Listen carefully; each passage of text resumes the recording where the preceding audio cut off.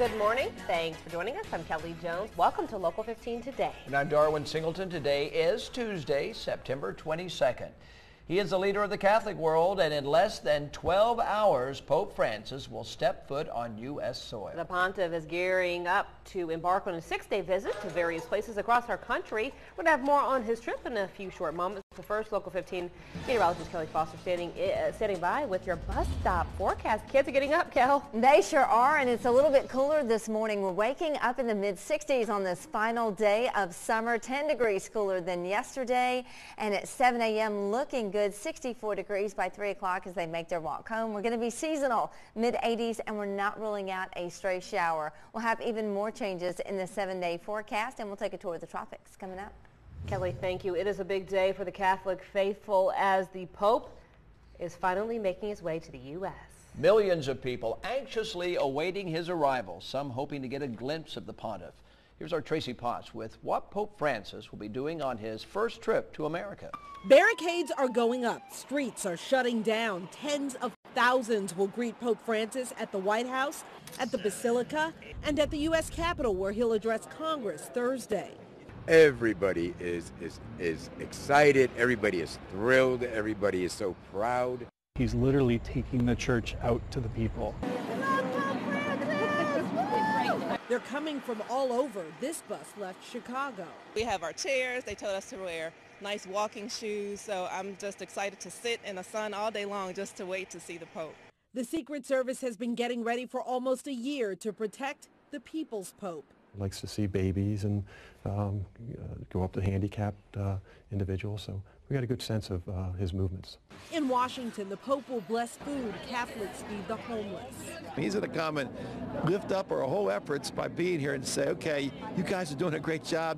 Just knowing that he cares and that he loves people and he just wants to see the best for people is just wonderful. In New York, the Pope will address the United Nations. He'll celebrate Mass at Madison Square Garden and again outdoors in Philadelphia. More than 1 million are expected there, Americans looking for a blessing. Tracy Potts, NBC News at the White House. Climate change is one of the issues some people are hoping the Pope will weigh in on when he addresses both Congress and the UN while he's in the United States. So the Pope's mode of transportation will be a Jeep Wrangler during his visit here in the U.S. The Vatican says the pontiff will ride in a modified Jeep Wrangler because he prefers non-luxury vehicles. Wranglers are famously easy to customize, which makes modifying one into a Pope-mobile a very viable option. Pope Francis is also accepting a lower level of security so that he can get even closer to the crowds. Now, if you pre-ordered a new iPhone, listen up, the Pope's visit to the East Coast could have an effect on when you get your new phone. Apple's new iPhone 6s and 6s Plus are set to be released in stores this Friday, and Apple fans who pre-ordered are ready to get their hands on them. But tightened security for papal visits to New York, Philadelphia, and Washington, D.C. are beginning this week, and that could leave some new iPhones sitting on delivery trucks. According to technology website MacRumors, delivery services like UPS are expecting shipment delays due to road closures in those cities. UPS has a temporary service notice posted on its website detailing the zip codes affected. Local 15 News will be following Pope Francis as he travels across the U.S. For the very latest, be sure to check with us online and on the air. Local15tv.com is the place. The father accused in the sodomy and felony murder of his own daughter has been indicted on those charges. Mobile County District Attorney's Office says Hiawatha Robinson sexually abused his 8-year-old daughter, Hawaii, on several different occasions, with the last incident resulting in her death. The news of her death drew crowds of people to the Pritchard community as search efforts went on for days until she was discovered on Rebel Road. Here's District Attorney Ashley Rich. How we go about proving that he committed this crime is through a number of different pieces of evidence, not just one particular DNA report or one particular forensics report. This is a combination of a lot of things. Hawaii, I should say, was first reported missing September 16th of last year. This case could go to trial in as early as 4 to 6 weeks. Well, it's been 6 years in the making, but the Gulf Quest Maritime Museum is finally opening its doors this Saturday. The much-anticipated museum has experienced its share of setbacks since that groundbreaking in 2009. But the big day is almost here. Local 15's Katie Herrera is live inside the museum with a sneak peek of so many exciting exhibits. Katie, good morning. Good morning, Darwin and Kelly. That's right. We told you earlier, 90 exhibits and 90,000 square feet of this amazing museum. And we are showing you the best of the best this morning. And so it's all about the Gulf of Mexico. But this one exhibit is kind of about cruising the waters around Mobile. Well, it is. And this is called Take the Helm. And this is a boat pilot simulator. It's the same kind of professional simulator that's used to train tugboat pilots, bar pilots, Coast Guard boat pilots. And it's amazing. There are 6 different tracks that you can choose from. So we're going to choose a Coast Guard patrol boat. Right. And then you can choose your weather, day or night, fair weather. And we got to pick our time. Oh, and our time. There we go. Yep. 6 minutes. So let's get this journey started.